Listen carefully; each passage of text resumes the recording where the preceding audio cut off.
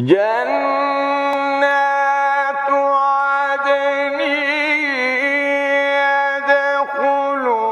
يدخلونها يحلون فيها من أساور من ذهب ولؤلؤا ولباسهم فيها